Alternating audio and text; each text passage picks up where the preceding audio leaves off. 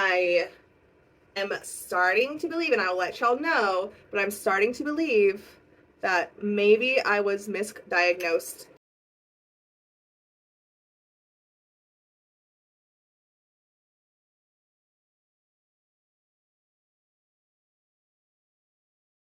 Keto Files. So, I wanted to kind of update everybody on some things that are going on.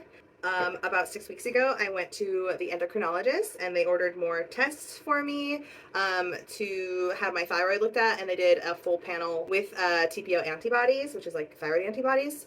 I had never gotten an antibody test for thyroid, and this is to test for Hashimoto's, and I had never been tested for Hashimoto's.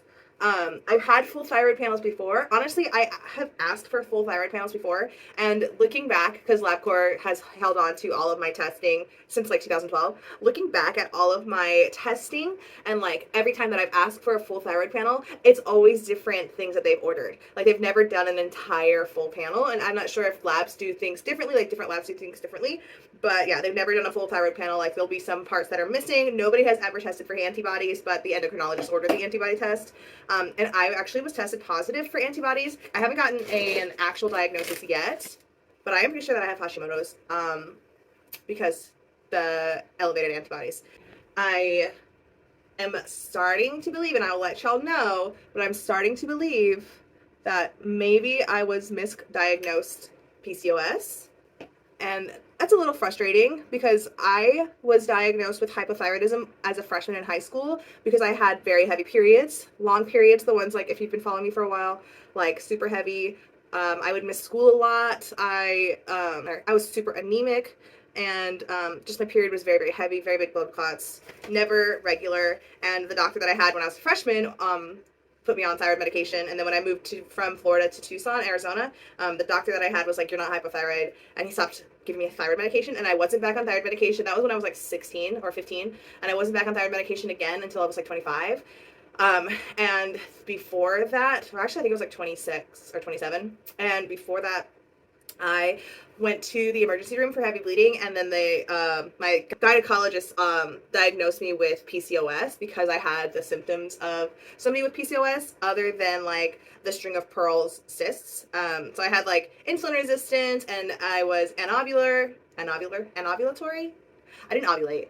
And I was overweight. Like I don't really know what the other, because there's specific things with PCOS. You can look it up. There's specific like measures of how they diagnose PCOS, and I was told that I had a very unusual version of PCOS. So I still do not have a raised amount of like androgens. So I don't grow body hair like how somebody with PCOS usually would grow body hair. I don't grow facial hair or anything like that. I don't have raised testosterone. I don't have like a crazy amount of cysts. I get like one or two, and I think maybe that's why they said I have PCOS. But basically, just the being insulin resistant and being anovulatory. But like usually, people with PCOS, they have like no period, and I would have a period for like 4 fucking months. So when I found out that I had the thyroid antibodies, I actually cried a little bit because I felt a little bit seen, and I also felt like super frustrated that like I don't know, I've been telling my doctor, and it's not my doctor's fault, like she's not an endocrinologist, you know what I mean?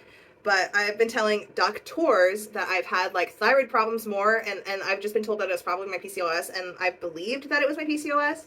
But I've lost like 40-ish pounds. I keep saying ish because I fluctuate, but I've lost like 40-ish pounds, and I was told that that was going to like fix a bunch of stuff with my PCOS. Like it was going to make me feel better. I was gonna have a lot more energy, and I do have more energy just because I'm not in pain as much, and just being at a different body size, you feel like you can do more stuff. So that's how I feel. I feel better, but I also am still having long periods. I am still exhausted. Like I took a freaking nap on Saturday. I don't like to take naps because they make me feel lazy. But when I found out that I had the antibodies, I was like, I feel like I can finally like stop like working through the exhaustion and realize that it is like my body is not able to do a lot of the stuff that I make it do. And then me forcing through like all the exhaustion is probably making it worse and making me feel worse. But yeah, I'm like tired a lot. And but it's not like I'm sleepy tired. It's like my body is like, you can probably take a nap. And I just don't take a nap. You know what I mean? But yeah, since I lost the weight, I feel like a lot like I am getting periods that are regular, I guess, but they're still long but they're predictable, which is they're not necessarily regular, but they're just like I can tell when they're happening or when they're gonna happen. My hair, and it could totally be the weight loss, but I really don't think it is. Like I thought it was keto at first, but like my hair is falling out like an insane amount. I'm freaking like losing hair like crazy, and it's in all of the usual thyroid spots, and also my eyebrows are like falling out like crazy. I'm exhausted. My hair's falling out. My skin is so dry, so dry. And I was doing research on this, but like I found out that like Hashimoto's, like you could have Hashimoto's for a long time, and it takes a while for it to like be diagnosed because sometimes it's just like a creeper, and it'll just creep up on everybody. Sometimes a big flare up worth getting antibody tested will happen from like a stressful situation, or if you put your body on stress. So like obviously I lost some weight, but also we are doing a major kitchen remodel, like from the ground up. We took everything out and we started over again because we had a mold loss in our house. Mold also possibly, right? I am thinking that I am almost 100% positive I've been misdiagnosed with PCOS, and it is Hashimoto's, and that's frustrating. So we're gonna find out though next Thursday. I believe I have a doctor's appointment. My endocrinologist will tell me, you know, if it's Hashimoto's or not. My thyroid levels from like 2012 to now, they've been above like 3.5, which is technically normal, but you can have normal readings and still have Hashimoto's. And then so I've been going continuously down because first of all diet change, and then second of all I was on thyroid medication for about a year and a half of just like the 50, like the lowest dose. And then my endocrinologist told me that the optimal level for somebody who's of childbearing age, and I'm 32 years old, is under 2 if you are trying to get pregnant. And I'm not trying to get pregnant, but like fertility is my right, and it is also like a giant marker of health, and I've never been fertile, so, and I've never been pregnant, I've never had a regular period in my entire life, so it'd be nice to like have that.